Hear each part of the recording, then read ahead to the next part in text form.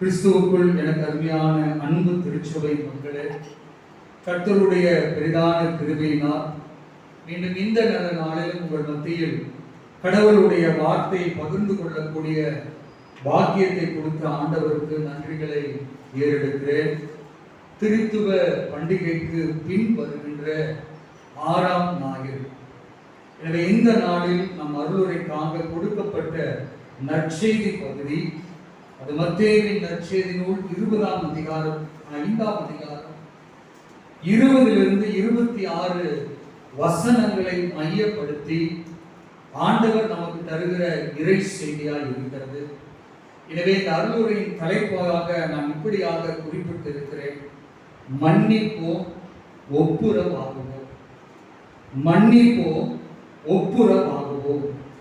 முதல் 2 வசனங்களை ஒருவர் படிங்க பார்க்கலாம். வேதபாரகர் பரிசேயர் என்பவருடைய நீதியிலும் உங்கள் நீதி அதிகமாக இராவிட்டால் பரலோக ராஜ்யத்தில் பிரவேசிக்க மாட்டீர்கள் என்று உங்களுக்கு சொல்லுகிறேன். கொலை செய்யாதிருப்பாயாக என்பதும் கொலை செய்கிறவன் நியாய தீர்ப்புக்கு ஏதுவாய் இருப்பான் என்பதும் பூர்வத்தாருக்கு உரைக்கப்பட்டது என்று கேள்விப்பட்டிருக்கிறீர்கள்.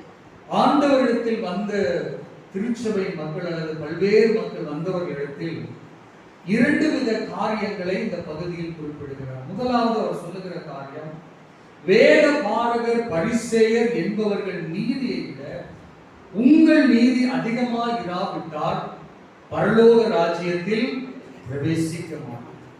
அடுத்த வார்த்தை சொல்லுகிறார், கொலை செய்யாதிருப்பது என்பதும் கொலை செய்கிறவன் நியாய தீர்ப்புக்கு ஏதுவாய் இருப்பான் என்பதும் எல்லா மக்களுக்கும் உரைக்கப்பட்டது என்று அறிந்திருக்கிறீர்கள். இது பொதுவான சத்தியமாய் அவர் சொல்லிவிட்டு தன்னை தேடி வந்த மக்களுக்கு அவர் தருகிற ஒரு செய்தி என்னவென்றால் 23 24 வசனங்கள் சொல்லுகிறது, ஆகையால் நீ பலிபீடத்தில் உன் காணிக்கை செலுத்த வந்து நீ செலுத்த வரும்போது உன் பேரில் உன் உடன் பிறந்தவனுக்கு குறை என்று நீ கண்டால் படிங்க பார்க்கலாம். அங்கேதானே பலிபீடத்தின் முன் உன் காணிக்கையை வைத்து விட்டு போய் உன் சகோதரனுடைய ஒப்புரவாகி பின்பு வந்து காணிக்கையை செலுத்து. இந்த கருமையான அன்பு திருச்சபை மக்களே, கிறிஸ்தவ வாழ்க்கையின் ஆரம்பமும் ஆசீர்வாதம் எங்கு இருக்கிறது என்றால் மன்னிப்பிலும் ஒப்புரவிலும் தான் இருக்கிறது. ஆதியாகம தொடக்கத்தில் இருந்து நீங்கள் வேதத்தை நன்கு வாசித்து பாருங்கள். வேதம் கற்றுத் தருகிற காரியம் மன்னியுங்கள், ஒப்புரவாகுங்கள்.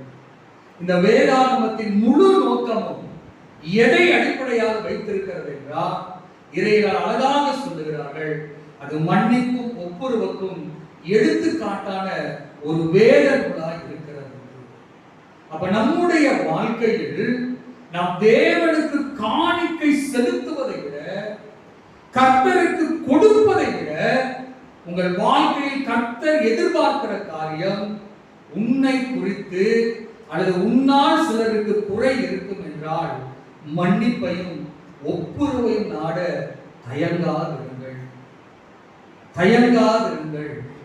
காரணம், நம்முடைய கர்த்தர் எப்படிப்பட்டவர் என்று தாவீது அழகாய் சொல்லுகிறார். 103ஆம் சங்கீதம் 10-11 வசனங்களை படிக்கும் போது அவர், படிக்கிறீங்களா? 103 10-11 சங்கீதம் 103. நல்ல கவனியுங்கள். அவர் உங்களுடைய என்னுடைய பாவங்களுக்கு தக்கதாக செய்யாமலும் நம்முடைய அக்கிரமங்களுக்கு தக்கதாக நமக்கு சரி கட்டாமலும் இருக்கிறார். ஏன் என்றால், இந்த பூமிக்கு வானம் எவ்வளவு உயரமாய் இருக்கிறதோ அவருக்கு பயப்படுகிறவர்கள் மேலும் அவருடைய கிருபையும் அவ்வளவு பெரியதாய் இருக்கிறது. நம்முடைய வாழ்க்கையில் யாராவது ஒருவர் நமக்கு அநீதி செய்து விட்டால் அவர்களுக்கு நாம் அநீதி செய்வது மாத்திரமல்ல, அவர்கள் செய்ததை விட, சொல்லுங்க பார்க்கலாம், அவர்கள் செய்ததை விட ஒரு மடங்கு அதிகமாய் செய்தால்தான் நான் அவர்களுக்கு சரியான பாடத்தை புகட்டினேன். ஆனால் பைபிள் இந்த வசனம் பாருங்கள், மிக அழகாய் சொல்லுகிறது. அவர் நம்முடைய பாவங்களுக்காக சொல்லல, நம்முடைய பாவங்களுக்கு தக்கதாக நமக்கு செய்யாமல், நம்முடைய அக்கிரமங்களுக்கு தக்கதாக நமக்கு சரி கட்டாமல் இருக்கிறார். அப்ப நம்முடைய பாவமும் அக்கிரமும் மன்னிப்பும் ஒப்புரவில்லாததையும் ஆண்டவர் அறிந்தவராய் இருக்கிறார். அப்ப எனக்கு அருமையான அன்பு தேவனுடைய பிள்ளைகளே, இந்த மன்னிப்பும் ஒப்புரவும் இல்லாத வாழ்க்கை மகிழ்ச்சியான வாழ்க்கையாகிறாது. நீங்கள் மன்னிப்பு ஒப்புரவும் இல்லாமல் நான் தனித்து வாழுகிறேன், நான் யாரிடத்திலும் பேசுவதில்லை என்கிற வாழ்வை விட சற்று இந்த எண்ணத்திற்குள்ளாய் கடந்து வந்து பாருங்கள். உங்கள் வாழ்க்கை வாழ்வதற்குரிய அர்த்தத்தை கண்டுகொள்ள முடியும். அப்ப இந்த மன்னிப்பை நாம் எப்படி பெற்றுக்கொள்ள வேண்டும், எப்படி மன்னிக்க வேண்டும் என்றும் இந்த வேதம் நமக்கு மிக அழகாய் சொல்லுகிறது. எபேசியரின் புஸ்தகம் 4ஆம் அதிகாரம் 31, 32 வசனங்களை ஒருவர் படிக்க பார்க்கலாம். எபேசியர் 4:30.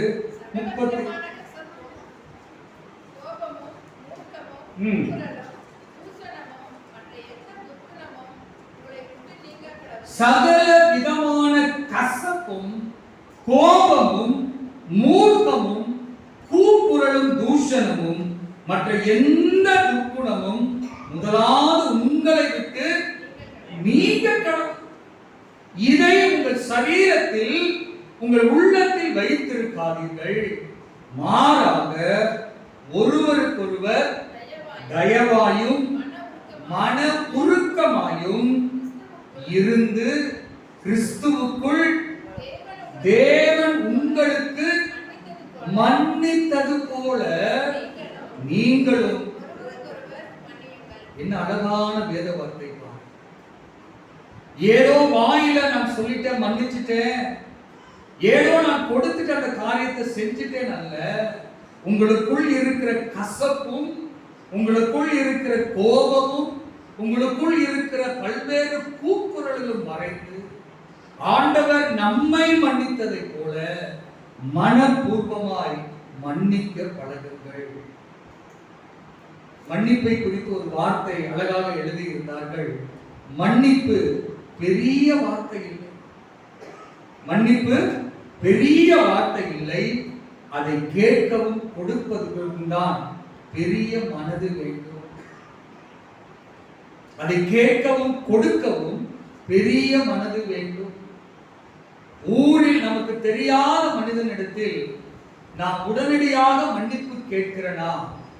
உங்கள் உறவில் எத்தனை பேர் உங்கள் குடும்பத்தில் காயப்படுத்தியவரிடம் மன்னிப்பை கோரியிருக்கிறீர்கள்? அநேக வேளை குடும்பத்திற்குள்ளும் திருச்சபைக்குள்ளும் நாம் பல மனிதர்களோடு சண்டையிட்ட காரணம் ஏன் அது முடிவுக்கு வராமல் இருப்பதால், இந்த ஒரு வார்த்தையை நாம் கேட்காமல் இருப்பதால் தான். இந்த ஒரு வார்த்தையை கேட்காமல் இருப்பதால் தான். மன்னிப்பு, என்ன மன்னிச்சிடுன்னு சொல்லுகிற வார்த்தையை வெளியில் இருக்கிற எல்லா இடத்துல கேட்கிறனா? நம் வீட்டில் இருக்கிற இடத்துல கேட்டிருக்கிறோமா? இந்த கண்பார்ந்த அன்பு திருச்சபை மக்களே, என் குடும்பத்தில் நான் ஒரே பையன். எங்க அப்பா ஒரு சாதாரண லாரி டிரைவர். ஒரு குறிப்பிட்ட வயது வரைக்கும் அவரோடு சந்தோஷமாய் வாழ்ந்த நான் என்றைக்கு கையில் வருமானத்தை பார்த்தேனோ அன்றையிலிருந்து அவருக்கும் எனக்குமான உறவில் கருத்து வேறுபாடு. வீட்டில் அநேக வேளை ஆண் பிள்ளை வைத்திருக்கிறவர்களுக்கு தெரியும், அப்பாவோடு சமரசம் ஆகுதா இல்ல மகனோடு சமரசம் ஆகுதா. இந்த பிரச்சனை அநேக குடும்பத்தில் இருக்கு. அநேக சொல்லுவாங்க, நீங்க எப்ப பாரு அவர் சொல்வதை கேட்கிறீங்க. சில தகப்பனார் சொல்லுவாங்க, உங்க மகனுடைய பேச்சை கேட்டுக்கொண்டே உன் வாழ்க்கையை வீணடிக்கிறாய் என்று சொல்லி. காலங்கள் கடந்தது. அவருக்கும் எனக்குமான பேச்சுவார்த்தை ஒரு சில காலங்களில் துண்டிக்கப்பட்டது. வீட்டில் 3 பேர் தான். ஒன்று அவர் நான் உள்ளே வந்தால் அவர் வெளியே அமருவார், ஒருவேளை அவர் உள்ளே வந்தால் வெளியே அமருவார். இப்படிப்பட்ட காலகட்டத்தில் வாழுகிற அந்த சூழ்நிலை வந்தபோது இந்த ஊழிய படிப்புக்கென்று அழைப்பும் அர்ப்பணிப்பும் வருகிறது. ஊழியத்திற்காக செல்லலாம் என்கிற போது தெளிவாக கர்த்தர் சொன்ன வார்த்தை, உன் தகப்பனிடத்தில் போய் மன்னிப்பை கேள். உன் தகப்பனிடத்தில் போய் மன்னிப்பை கேள். அப்பா போட்டோ ஒரு தடவை காட்டுறேன் பாருங்க. நல்ல மீச வச்சுட்டு நல்லா ஜெய்ஜாண்டிக்கா இருக்கு. எல்லா இடத்திலும் மன்னிப்பு கேட்க என் மனது வருகிறது. ஆனா இவர் இடத்துல போய் பேசுவதற்கு தயங்கி என்னை அடிச்சிருக்கார், என்னை அவமானப்படுத்தி இருக்கார், என்னை காயப்படுத்தி இருக்கிறார். எங்க அம்மா ஒரு ஓரமா நிற்கிறாங்க, அவங்க எதுவும் சொல்லல. எங்க அப்பா உட்கார்ந்துட்டு இருக்கிறார். இந்த சூழ்நிலை ஒரு கண் முன்பாக வைக்கும். எல்லாரும் உறவினர் வந்து நான் அந்த படிப்புக்கு செல்ல ஆயத்தப்படுகிறேன். எல்லாரும் பத்திரமா போ, நல்லா படி என்கிறார். எங்க அப்பா மாத்திரம் அமைதியாக உட்கார்ந்து தயங்கி போய் அன்றைக்கு தான் எங்க அப்பாட்ட மிக உண்மையா பேசினேன். ஒரு வார்த்தை தான், நான் பண்ணதெல்லாம் தப்பு தான், என்னை மன்னிச்சிருங்க. நான் பண்ணதெல்லாம் மன்னிச்சிருங்க. அவர் என் மீது எவ்வளவு அன்பு வைத்திருக்கிறார் என்பதை அன்றைக்கு அந்த கண்ணீரில் அன்றைக்கு அந்த கண்ணீரில் பார்க்க அவர் சொன்ன வார்த்தை, இனியும் உன் வாழ்க்கை நன்றாக இருக்கும். இப்போ அவருக்கு இல்லை, ஆனாலும் எனக்கு ஒரு மனம் இருந்தது. எங்க அப்பா இடத்துல நான் மன்னிப்பு கேட்டுட்டேன். அன்பார்ந்த தேவ பிள்ளைகளை இழந்த பின்புதான் அந்த உறவுகளுடைய அருமை அநேகருக்கு. இழந்த பின்புதான் அவரிடத்தில் பேசவில்லை என்கிற அருமை அநேகருக்கு. கேட்க வேண்டிய நேரத்தில் கேட்க தயங்காதீர்கள். நம்முடைய வாழ்க்கையில் நம்முடைய உறவுகள் எப்படி நேசிக்கிறார்கள் என்பதை நீங்கள் எப்போது காணலாம் என்றால், அவர்களுக்கு முன்பாக உங்களை தாழ்த்து. உங்கள் மனைவியிடம் கணவரிடம் நீங்கள் தவறே செய்து, நான் பண்ணது தப்புதான், ஒற்றுக்கொள்கிற மனம் இன்றைக்கு சாத்தான் குடும்பத்திற்குள் தருவதில்லை. அந்த காரியத்தை நான் இந்த வசனங்கள் எழுதும் போது உணர்த்தினார். ஒருவேளை அன்றைக்கு அவரிடத்தில் நான் கேட்காமல் விட்டிருந்தால் அவர் அதை எதிர்பார்த்திருக்க மாட்டார். ஆனால் அந்த மனிதன் என் மீது வைத்திருந்த அன்பை நான் அறியாமலே போயிருந்தேன். அந்த சரீரத்திலிருந்து, அந்த மனிதரிடத்திலிருந்து அப்படிப்பட்ட ஒரு கண்ணீரை என் வாழ்க்கையில் நான் கண்டதில்லை. சொன்ன ஒரு வார்த்தை, என்னை மன்னித்து. மன்னிப்பும் ஒப்புரவும் நம் வாழ்க்கையில் பல அர்த்தங்களை தரக்கூடிய ஒன்றாக இருக்கிறது. அப்ப இன்றைக்கு ஆண்டவர் சொல்லுகிறார், எப்பா நீ காணிக்கை செலுத்துவது நல்லதுதான், எனக்குரியதை கொடுக்க வந்தது நல்லதுதான். ஆனால் ஒரு குறை உன்னிடத்தில் இருக்கிறது, இன்னும் நீ மன்னிக்கவும் ஒப்புரவாகாமல் வந்து நிற்கிறாயே, அது எனக்கு சிறு வேதனையாக இருக்கிறது. அப்ப இன்றைக்கு இந்த மன்னிப்பையும் ஒப்புரவையும் கர்த்தர் யாரிடத்திலிருந்து நமக்கு கற்றுத் தருகிறார்? மிக அழகான வேத பகுதியை நம்முடைய திருச்சபையின் பெரியோர்கள் நமக்கு அழகாக கொடுத்திருக்கிறார். இதற்குரிய அருளுரை பகுதி எங்கு வருகிறது என்றால், நான் பிறகு அந்த பகுதிக்குள் வருகிறேன். ஆண்டவர் யார் இடத்திலிருந்து இதை கற்றுத் தருகிறார் என்றால், பெரிய ஞானி இடத்திலிருந்து அல்ல, சிறந்த அறிவுரையாளர்களிடத்தில் இருந்து அல்ல, வேதத்தை கற்றறிந்த மனிதர்களிடத்தில் அல்ல. நன்கு கவனியுங்கள், உங்கள் வீட்டில், என் வீட்டில், இந்த திருச்சபை வாழ்கிற நம் வீட்டு சிறு பிள்ளைகளிடத்திலிருந்து கர்த்தர் இந்த காரியத்தை கற்றுத் தருகிறார். கர்த்தர் இந்த காரியத்தை கற்றுத் தருகிறார். நல்ல கவனியுங்கள், சிரிப்பு என்பது வேற, மகிழ்ச்சி என்பது வேற. என்பது ஒரு காரியத்தை பார்ப்பதால், ஒரு செய்தியை கேட்பதால் வருவது சிரிப்பு. இந்த மகிழ்ச்சி என்பது உங்கள் வாழ்க்கையில் உணர்வதால், உங்கள் குடும்பத்தில் இருப்பதால் நீங்கள் வெளிப்படையாய் காணப்படுகிற ஒரு உன்னத தன்மை. அதனால பழமொழி சொல்லுவார்கள், அகத்தின் அழகு முகத்தில் தெரியும். நீங்க எப்போது சிரிச்சுட்டே இருந்தீங்க, இந்த உலகத்தில் அதுக்கு ஒரு பெயர் வச்சிருக்காங்க. என்ன பேருங்க? சத்தமா சொல்லுங்க கேட்க. அத சொல்லுங்க, பைத்தியம்.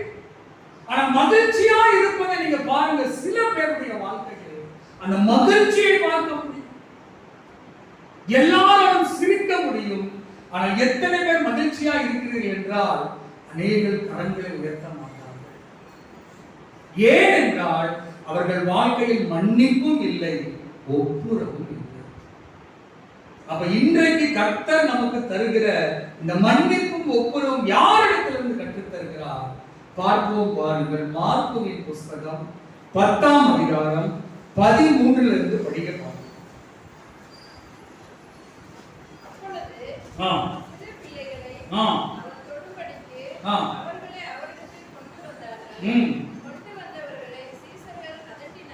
கொண்டு வந்தவர்களை சீடர்கள் அதட்டினார்கள். இயேசு அதை கண்டு விசனம் அடைந்து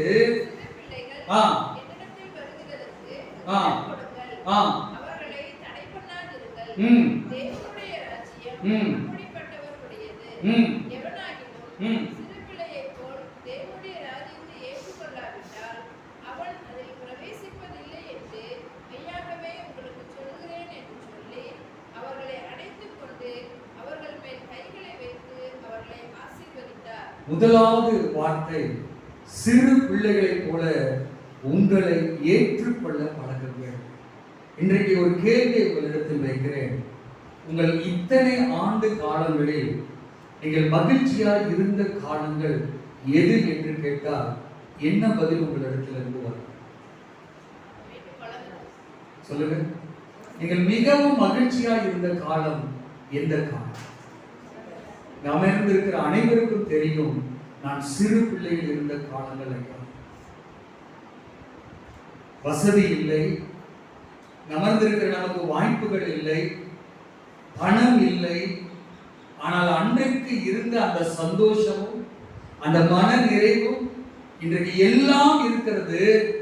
ஆனால் அந்த மன நிறைவு இன்றைக்கு அமர்ந்திருக்கிற நாம் எல்லா இடத்திலும் ஏதோ ஒரு குறைபாடோடு இருக்கிறோம். அது எதுவென்றால் இந்த ஒரு வார்த்தை தான், சிறு பிள்ளையை போல ஏற்றுக்கொள்ள பழகுங்கள். எதை கொடுத்தாலும் ஏற்றுக்கொண்டு, எதை கொடுத்தாலும் பெற்றுக்கொண்டு, எதை கொடுத்தாலும் அவற்றை சந்தோஷமாய் அனுபவித்த நாட்கள் அந்த சிறு பிள்ளையின் காலங்கள். அமர்ந்திருக்கிற நாம் எல்லாரும் இன்றைக்கு நம்முடைய பிள்ளைகளுக்கு நல்ல வசதியை கொடுத்திருக்கிறோம். ஆனால் உங்களுடைய சிறு வயது காலங்களை நோக்கி பாருங்கள். அநேக கஷ்டத்தில் இருந்திருப்போம். அநேக உணவுக்கு கூட நாம் எதிர்பார்த்து காத்திருந்திருக்கலாம். படிக்க முடியாத நிலையில் இருந்திருக்கலாம். வசதி இல்லாத நிலையில் இருந்திருக்கலாம். ஆனால் அன்றைய காலகட்டங்கள் எவ்வளவு சந்தோஷம் என்றால், அனைத்தையும் ஏற்றுக்கொண்டு வாழ்கிற ஒரு பக்குவம் சிறு பிள்ளைகளிடத்தில் அதிகமாய் காணப்பட்டது. அதனால்தான் கர்த்தர் சொல்லுகிறார், நீதிமொழிகளின் புஸ்தகம் 4ஆம் அதிகாரம் 10ஆம் வசனம், உன் வாழ்க்கை மிக ஆசீர்வாதமாய் சமாதானமாய் மன நிறைவோடு இருக்க வேண்டும் என்றால், நீதிமொழிகள் 4:10, என் மகனே கேள், என் வார்த்தையை என்ன பண்ணணும்? ஏற்றுக்கொள், அப்பொழுது உன் ஆயுசின் வருஷங்கள் அதிகமாகும். அநேக முறை சொல்வது, வசனங்களை நிறுத்தி நிதானித்து தியானித்து பார்த்தால் நம் வாழ்க்கைக்கும் நம்முடைய வாழ்வுக்கும் இந்த வசனம் மிக மிக ஒத்துப்போம். வசனம் என்ன சொல்ல? என் வார்த்தையை கவனிக்க சொல்லல, என் வார்த்தையை ஏற்றுக்கொள்வா. இந்த வார்த்தையை அக்செப்ட் பண்ணு. நீ நினைப்பதை விட, நீ எதிர்பார்ப்பதை விட உனக்குரிய ஆசீர்வாதத்தை நான் இதில் வைத்திருக்கிறேன். எப்போது என்றால் நீ ஏற்றுக்கொண்டு நடக்கும் போதுதான். நீ ஏற்றுக்கொண்டு நடக்கும் போதுதான்.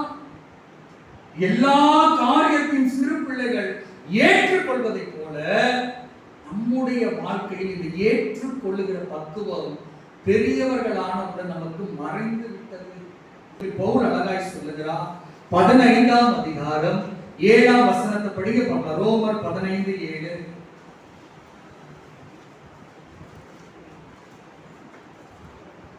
எடுத்தீங்களா? தேவனுக்கு மகிமை உண்டாவதாக கிறிஸ்து நம்மை ஏற்றுக்கொண்டது போல நீங்களும் ஒருவரை ஒருவர் ஏற்றுக்கொள்ளுங்கள். அநேக வேளையில சின்ன பிள்ளைகளுடைய வார்த்தையை ஏற்றுக்கொள்ள பாருங்கள். அநேக அர்த்தங்கள் இருக்கிறது. வேதத்தில் அற்புதங்கள் அதிசயங்களை போல சிறுவர்களுக்குரிய பங்கும் இருக்கிறது. ஒரு பெரிய ராஜா, ஒரு சேனையின் தலைவன் ஒரு சிறு பெண்ணின் வார்த்தையை ஏற்றுக்கொள்கிறான். யாருன்னு சொல்ல முடியுமா? நாகமா. அந்த பெண் ஒரு அடிமை பெண். அந்த பெண் சொல்லுகிறார், ஐயா உங்களுக்கு குஷ்டரோகம் நீங்கணுமா? நான் சொல்லுகிற தேசத்துக்கு போங்க, அங்க ஒரு மனுஷன் இருக்கிறான். அந்த மனுஷனிடத்தில் உங்கள் குறைகளை சொல்லுங்கள், உங்கள் காரியத்திற்கு நன்மை நடக்கும். சொன்னது யார்? கேட்டது யார்? நீ என்ன சொல்வது என்று அல்ல, அந்த பெண்ணின் வார்த்தைக்கு செவி கொடுத்தார். தன் குஷ்ட ரோகம் நீங்கி சுகமாய் வாழ்ந்தார்.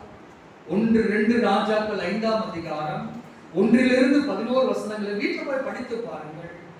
சிறு பிள்ளைகள் வார்த்தையை ஏற்றுக்கொள்ள பழகுங்கள். நீங்க நல்ல கவனிங்க.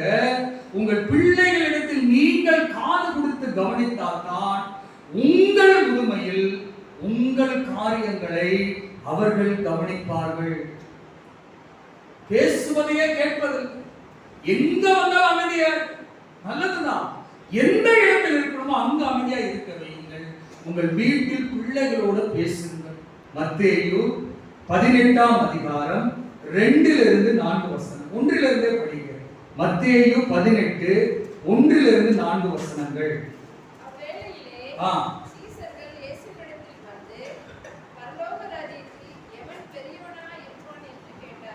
இங்கேயே பெரியவனா இருக்கு பெரிய கஷ்டம். அவரிடத்துல வந்து கேட்கிறாங்க, எப்பா இந்த உலக வாழ்க்கை விடுங்க, பரலோகத்துல யாரு பெரியவனா இருப்பா சொல்லுங்க. அப்ப ஆண்டவர் ஒரு அழகாய் சொல்லுகிற படிங்க. இயேசு வேற யாரையும் கூப்பிடல. யாரை கூப்பிடுறாங்க? ஒரு சிறு பிள்ளையை தம்மிடத்தில் அழைத்து அதை அவர்கள் நடுவே நிறுத்தி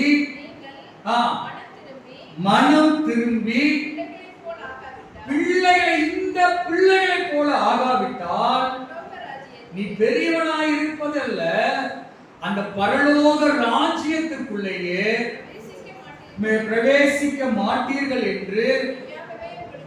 இந்த வார்த்தையின் அர்த்தம் அழுத்தம் எங்கு இருக்கிறது என்றால், மெய்யாகவே உங்களுக்கு சின்ன பிள்ளைகளை போல நீங்கள் நடந்து கொள்ள பழகுங்கள். இருப்பதை கொடுப்பது, எல்லாவற்றையும் மன்னிப்பது, எல்லாரோடும் பேசுவது சிறு பிள்ளைகளின் குணங்களில் மிக உன்னதமான குணம். எந்த தவறு செய்தாலும் அவர்கள் சொல்லுகிற முதல் வார்த்தை சாரிப்பா, நான் தெரியாம பண்ணிட்டேன். இந்த குழந்தைகள் அந்த வார்த்தை சொல்லும் போது அருமையான நம் எல்லாருக்கும் தோன்றும், என்ன அழகான ஒரு மன்னிப்பை இந்த குழந்தை கேட்கிறது. அப்ப நம்முடைய வாழ்க்கையில் இந்த குணங்கள் இருக்க வேண்டும். சிறு பிள்ளையை போல ஏற்றுக்கொள்ளுங்கள், சிறு பிள்ளையை போல நடவுங்கள். ஐயா எப்படி நடந்து கொள்வதையா? யோவானின் புஸ்தகம் 5-6 அதிகாரம் 3-15 வசனங்களை பார்க்கும்போது பெருந்திரளான மக்கள் ஆண்டவருடைய வார்த்தையை கேட்க வருகிறார்கள். சத்தியத்தை சொல்லுகிற கர்த்தர் அங்க இருக்கிற சீடர்களிடத்தில் கேட்கிறார், இவர்கள் பசியோடு போவதற்கு நான் விரும்பவில்லை, உங்களிடத்தில் என்ன இருக்கிறது? உங்களிடத்தில் என்ன இருக்கிறது? அந்த சீடர்களில் ஒருவனான பேதுருவுடைய சகோதரன் அந்திரேயா சொல்கிறான், ஐயா, இங்கு ஒரு சிறு பையன் இருக்கிறான். நல்ல கவனிங்க, எந்த இடத்திலும் இந்த சிறுவர்களுடைய பெயர் குறிப்பிடப்படவே இல்லை. இங்கு ஒரு சிறு பையன் இருக்கிறான், அவங்கிட்ட 5 அப்பமும் 2 மீனும் இருக்கிறது. இதுதான் இருக்கு. நல்ல கவனியங்கள், ஒருவேளை அந்த தாயும் தகப்பனும் அந்த ஊழியத்திற்கு போகும்போது எப்படி நம்ம குழந்தைகளுக்கு இந்த ஆலயத்திற்கு வரும்போது அவர்களுக்கு தேவையான ஸ்நாக்ஸ் எடுத்துட்டு வரமோ அதை போல கொடுத்திருப்பார். போகிற பத்திரமா வச்சுக்கோ, சாப்பிட்டுக்கோ, வைத்துக்கோ. இயேசுசாமி கேட்டவுடன் அதை மறைக்கவில்லை. கொடுக்கிற மனிதனாய், குழந்தையாய் அந்த சிறு பிள்ளை மாறுகிறார். இத்தனை பேருக்கு உணவா வரும்னு தெரியாது, இத்தனை பேர் அமர்ந்து 12 கூடை நிரம்ப போகுதுன்னு தெரியாது. இயேசு சுவாமி கேட்கிறார், அப்பா, எங்கிட்ட இருக்கிறது இந்தாங்க ஐயா, எங்கிட்ட இருக்கிறது இந்தாங்க ஐயா. மனம் உவந்து கொடுப்பது எவ்வளவு பெரிய ஆசீர்வாதத்தின் உணவாக மாறுகிறது. நீங்க நல்லா கவனித்து பாருங்க, நாம நம்ம பிள்ளைகளுக்கு முன்பாக மற்றவர்களுக்கு, எளியவர்களுக்கு பணம் கொடுக்கும் போது பிள்ளைகளுக்கு ஏமா அவங்ககிட்ட தான் நிறைய காசு இருக்கு, ஏமா அந்த சில்லறை காசை கொடுக்கிற. கருமையான தேவனுடைய பிள்ளைகளே, சிறு பிள்ளைகளை போல நடந்து கொள்ள முற்படுங்கள். அந்த குழந்தையிடத்தில் இருந்த அந்த உணவு தேவ சமூகத்தில் கொடுக்கப்பட்டது. கொடுத்த அந்த உணவு அனைவருக்கும் நிறைவான ஆசீர்வாதமான உணவாக மாறியது. எதினால் மனம் உவந்து கொடுத்ததா. அதனால வேதம் சொல்லுகிற அப்போஸ்தலர் 20:35, வாங்குகிறதை பார்க்கிலும் கொடுக்கிறதே பாக்கியம். ஆனா இன்னைக்கு வழங்குவதனால கொடுப்பதை விட எங்கு எது முடிங்க பார்க்கலாம், எங்கு எது எனக்கு சத்தமா தான் சொல்லுங்க கிடைக்கும் என்று வாங்குவதை விரும்புகிறோம்.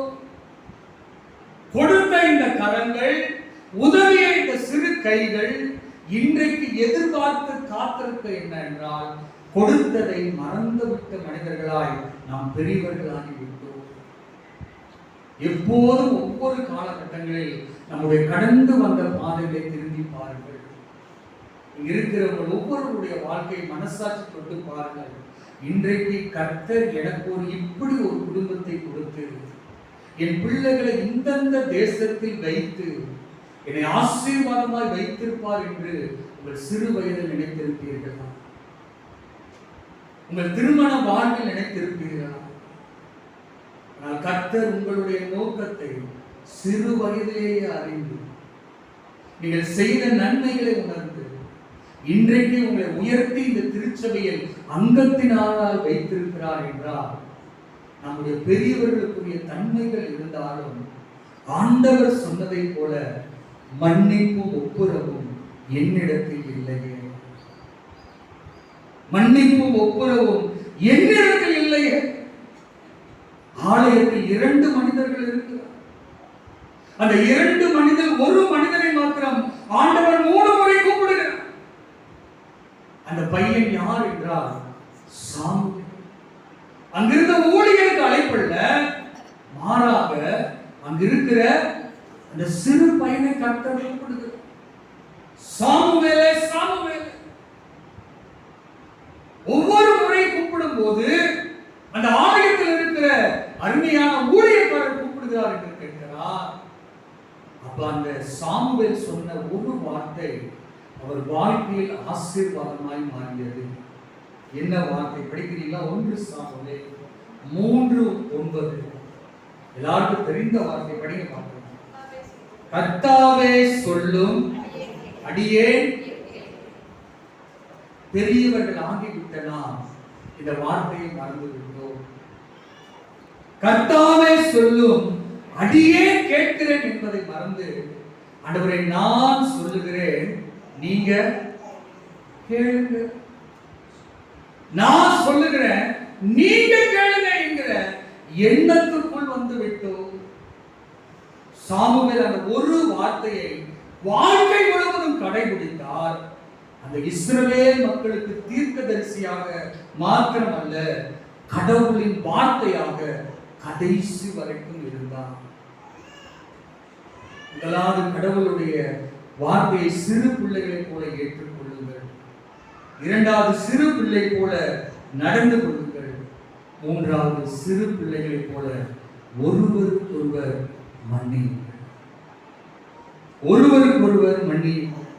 கொலேசியர் 3:13 மிக அழகாய் சொல்லுகிறது, கிறிஸ்து உங்களுக்கு மன்னித்ததை போல நீங்களும் ஒருவருக்கொருவர் மன்னியுங்கள். இன்றைக்கு ஆண்டவர் நம்மை மன்னிக்கவில்லை என்றால், ஐயா, என்றைக்கோ நம்முடைய கல்லறை மீது செடிகளும் புல்களும் முளைத்தது. நம் ஒவ்வொருவருடைய தனிப்பட்ட பாவம் நமக்கும் ஆண்டவருக்கும் தெரியும். அவர் மன்னிக்க தயாளம் உள்ளவர், அவர் மன்னிப்பில் பெரியவர். அதனால்தான் சிலுவையில் அறையப்படும் போது கூட அவர் சொன்ன முதல் வார்த்தை, கர்த்தாவே இவர்களை மன்னியும், தாங்கள் செய்வது இன்னதென்று அறியாதிருக்கிறார், இன்னதென்று அறியாதிருக்கிறார். ரோமர் 12:18 அதைத்தான் நமக்கு பெரியவர்கள் சொல்லுகிற வார்த்தை, கூடுமானால் உங்களால் ஆன மட்டும் எல்லாரோடும் சமாதானமாய் இருங்கள். கூடுமானால் உங்களால் ஆன மட்டும், என்ன அழகான வார்த்தை பாருங்கள். எல்லா மனிதரோடும் சமாதானமாக. எனக்கு அருமையான அன்பு திருச்சபை மக்களை, இன்றைக்கு கர்த்தர் ஞானிகளிடத்தில் அல்ல, ஊழியக்காரனிடத்திலிருந்து அல்ல, உங்கள் வீட்டில் இருக்கிற குழந்தை இடத்திலிருந்து கற்றுத்தருகிற காரியம், உன் பிள்ளையை போல் ஏற்றுக்கொள், உன் பிள்ளையை போல் நடந்து கொள், உன் பிள்ளையை போல் மன்னிப்பை கற்றுக்கொள். உன் தாயிடத்தில் தந்தை இடத்தில் அப்படிப்பட்டதாய். நிறைவாக இந்த வார்த்தையை சொல்லி முடிக்கிறேன். சீகன் பால்க்கு இந்த திருவிருந்தை குறித்து நமக்கு எழுதி வைத்து போன தரிசனம் நீங்க நல்ல கவனிங்க. சிறு குழந்தைகளுக்கு தாய் அந்த உணவை ஊட்டி விடுகிறார். எந்த குழந்தைக்கும் தன் தாய் உணவை வைத்து சாப்பிடு என்று சொல்வதில்லை. நீங்க நமக்கு பகிரப்படுகிற திருவிருந்து எதற்கு அடையாளம் என்றால், அவர் சமூகத்தில் வந்து அமர்கிற நீங்கள் எல்லாருமே சிறு குழந்தைகள் தான். அவர் சமூகத்தில் வந்திருக்கிற நீங்கள் எல்லாருமே சிறு குழந்தைகள். நீங்க தாத்தா பாட்டியா நீங்க இருக்கலாம், பொள்ளு தாத்தா அம்மாச்சியா நீங்க இருக்கலாம். காரணம், இந்த பாரம்பரிய முறைமை எதுக்கு தருகிறது என்றால், உனக்கு என் சரீரத்தை கொடுக்கிறேன், உனக்கு என் ரத்தத்தை ஊட்டு விடுகிறேன். காரணம், உனக்குள் மன்னிப்பும் ஒப்புரவும் இருக்கிறது. மற்ற எந்த திருச்சபைக்கும் இல்லாத பாரம்பரியம் இந்த தமிழ் சுவிசேஷ உத்தர திருச்சபைக்கு இருக்கிறது.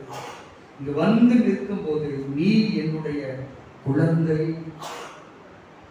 நீ என்னுடைய குழந்தை, நான் தருகிற வசனத்தை ஏற்றுக்கொள், நான் சொல்லுகிறவரை நடந்து கொள், நான் மன்னிப்பதை போல மன்னிக்கப்பட. இன்றைக்கு ஒரு தீர்மானத்தோடு போகும். இந்த வசனத்தை கேட்கும் போது யாரிடத்தில் கோபமாய் பேசி இருக்கிறீர்கள்? இந்த வசனத்தை கேட்டவுடன் யாருடைய முகம் உங்கள் முன்பாக இருக்கிறதோ, இன்றைக்கு ஆண்டவரே நான் பேசியது தவறு, அவர்கள் சரியோ தவறு, நான் பேசியது தவறு, மன்னிப்பு கேட்கிறேன், மன்னிப்பு கேட்கிறேன். சந்தோஷம் சமாதானம் எங்கும் இல்லை, ஒரு வாயின் வார்த்தையிலும் ஒரு நடக்கையிலும் இருக்கிறது. ஒரு வாயின் வார்த்தை நடக்கையிலும் இருக்கிறது. அப்படிப்பட்ட காரியத்தை ஆண்டவர் இன்றைக்கு நமக்கு இந்த இறை வார்த்தையாய் தந்திருக்கிறார். மன்னிப்போம், ஒப்புரவாவோம், மனநிறைவோடு வாழ்வோம். ஆண்டவர் இந்த வார்த்தைகளை கொண்டு நம்மை ஆசீர்வதிப்பாராக. தலைகளை தாழ்த்தி ஜெபம் செய்வோம். மகா இரக்கமும் மிகுந்த கிருபையும் உள்ள ஆண்டவர், ஆசீர்வாதமான இந்த ஓய்வு நாளுக்காய் நன்றி செலுத்துகிறோம். ஆண்டவரே, இன்றைக்கு இந்த சிறு பிள்ளைகளை கொண்டு எங்களுக்கு கற்றுக் கொடுத்த இந்த சத்திய வசனத்திற்காக நன்றி செலுத்துகிறோம். சிறு வயதில் எங்களுக்குள் இருந்த நல்ல குணங்கள் ஒவ்வொன்றை நாங்கள் துளைத்து விட்டோம். இன்றைக்கு ஏற்றுக்கொள்ள மனம் மறுக்கிறது, தாழ்ந்து போக மனம் மறுக்கிறது, விட்டு கொடுக்க மனம் மறுக்கிறது, படித்து விட்டேன், பெரியாள் ஆகிவிட்டேன் என்ற எண்ணத்தோடு வாழவே நான் இருக்கிறேன். இதை நீர் விரும்புவது, இதை நீர் எதிர்பார்க்கவும் இல்லை. ஆண்டவரே, ஒரு விஷயம் எங்கள் குடும்பத்தில், எங்கள் உறவில், எங்கள் பெற்றோர் இடத்தில், கணவன் இடத்தில், மனைவி இடத்தில், திருச்சபையில் மக்களிடத்தில் ஒருவரை காயப்படுத்தி இருப்போம் என்றார். இன்றைக்கு அந்த முகங்கள் எங்களுக்கு முன்பு தெரிகிறது. மன்னியும் மன்னி, நீர் எங்களை மன்னித்திருக்கிறீர், எங்களை ஒப்புரவாக்கி இருக்கு. மனமுகந்து மன்னிப்பு கேட்கிறோம். புதிய மாதத்தில் எங்களுக்கு ஆயத்தப்படுத்தி இருக்கிற திருவிருந்து இந்த சமாதானத்தோடு பெற்றுக்கொள்ள கிருபை நீர் எங்களோடு பேசியதற்காக நன்றி. வழி நடத்தும் ஆசீர்வாதம் மீட்பர் நாமத்தில் செபிக்கிறோம் சுவாமி. ஆமென்.